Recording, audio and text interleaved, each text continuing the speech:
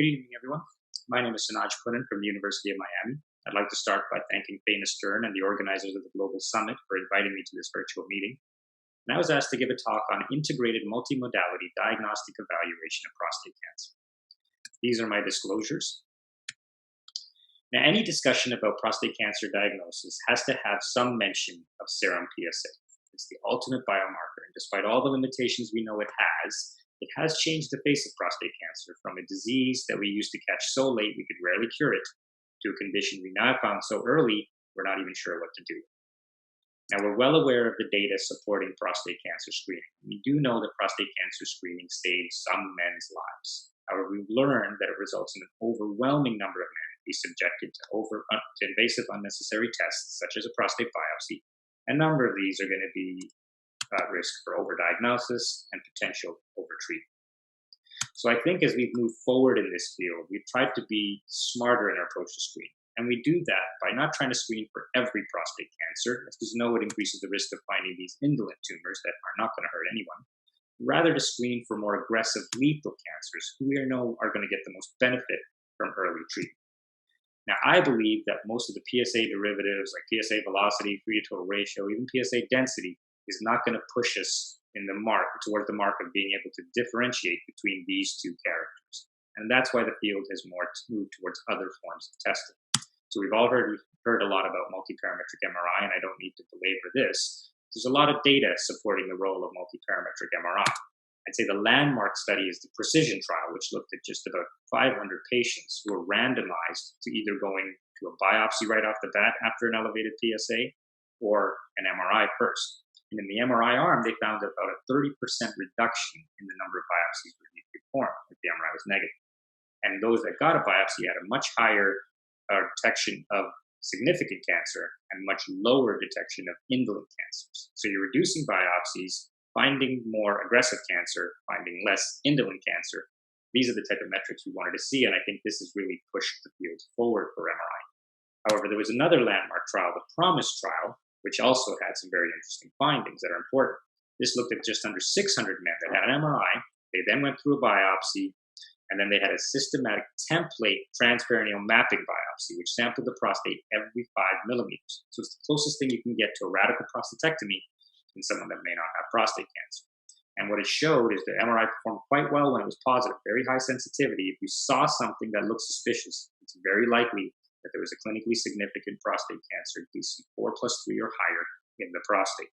However, if you didn't see anything, if the MRI was negative or indeterminate, there was still a 10 to 20% risk of a clinically significant DC 4+3 or higher cancer in the prostate. So we learned that MRI is far from perfect, and a negative MRI does not mean you don't have cancer or even significant prostate cancer.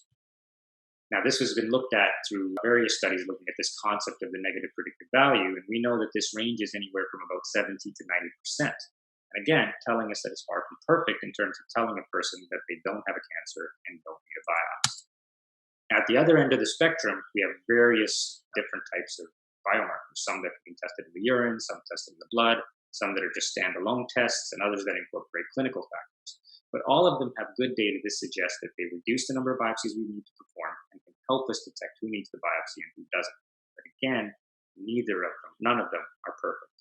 So here's an opportunity where we can actually put these two platforms together to try to get the best out of it. We looked at our data in men that had a 4K score and an MRI and underwent biopsy, and out of 150 men, we found that the two tests were very well correlated. Men who had a suspicious MRI tended to have higher 4K scores. We also found that the tests were contributory. A 4K score and MRI together had a higher AUC than using an MRI alone or a 4K score alone. So both tests appeared to have the best performance for detecting significant prostate cancer. Now, we're validating this now in a much larger multi-institutional cohort consisting of 8 different centers and over 500 men. And you can see here when you group these men into the various MRI kind of PIRADS groups and various 4K score ranges, you can look at the detection rates within each of these, and you can see that for guys in the higher PIRADS and higher 4K score ranges, there's a very significant risk of prostate cancer. Now, for those with the PIRADS 3 or negative MRI that had low 4K score ranges, the risk is less than 10%. And for this group, you can actually see it's pretty low, in fact, and most of them could probably safely avoid biopsy. And then you're seeing kind of a spectrum in the middle there below. And again, we found that using both tests had an AUC of about 0.80 compared to either test alone, which performed not as well. Now, when you look at this and you say, okay, we need both tests, they clearly are better than either test alone, but the question is, do we always need both tests, or do we sequence this? And if we sequence this, should we get the MRI first, or do we get the 4K score first? And I don't think we really know the answer to that. This was a study by Samir Tanej's group at NYU, and they looked at the PCA3 and MRI and found that doing both together was better from an AUC standpoint than either alone. But what they found is in men with a positive MRI, and you can see here the Gleason 7 is represented by the light blue bars or hash bars in the figure below. So men with a positive MRI who are on the right spectrum here, there was no difference between those two depending on if the PCA3 was high or low. However, men with a negative MRI, those that had higher PCA3 were much more likely to have a Gleason 7 cancer. So these authors may say, I'm going to start with the MRI because it's only when it's negative that the biomarker helps me and I would get it in that situation. This was a study out of Ash Tewari's group in Mount Sinai, and they looked at a few different strategies. One was they did a 4K score first, and if it was less than 7.5, the patient didn't need anything, went right to follow-up. If it was greater than 7.5, then they got an MRI. If MRI is positive, they got the biopsy, but if negative, they went back to that original 4K score and decided if it was above 18, they would still do the biopsy because of this concern of missed cancer on the MRI. But if it's less than 18, they would avoid it and that patient would be followed.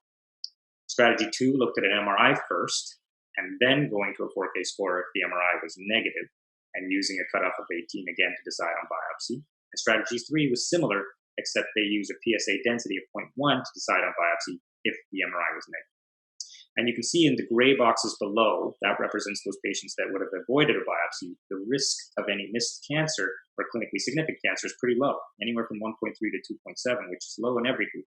But you can also see that the avoided biopsies in the first strategy was about 34% compared to 25 and 28 in the other two. And this strategy also had the highest clinical utility on decision curve analysis. So these authors may suggest that getting the biomarker would be the way to go first because it may eliminate any further testing for many men right off the bat and has few missed cancers and lots of biopsy avoidances.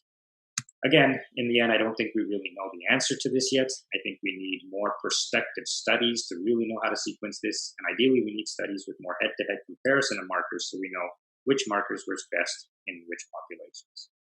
Now, as I come to my concluding thoughts, I want to just change the subject matter a little bit to talk about an area that I really believe is going to move to the forefront, and that's quantitative imaging. We really are drinking this Kool-Aid at the University of Miami, and we apply it in MRI. So one of my partners, Radko Stoyanova, is a MRI physicist and scientist that has helped build this automatic software that actually reads the MRI on its own. It looks at where it's in the peripheral zone, transitional zone, and applies various regions of risk to the prostate, what we call a habitat risk score. And you can see that goes from scales of 1 all the way to 10 with higher numbers denoting areas of more aggressive prostate cancer. Now, the actual foundation of this is based on the DCE components and the ADC components that come together to produce this product. And we recently validated it in some of our radical prostatectomy specimens where we compared it to PIRADS. And what we found is that HRS had a higher AUC for detecting Gleason 7 or higher prostate cancer compared to PIRADS scores.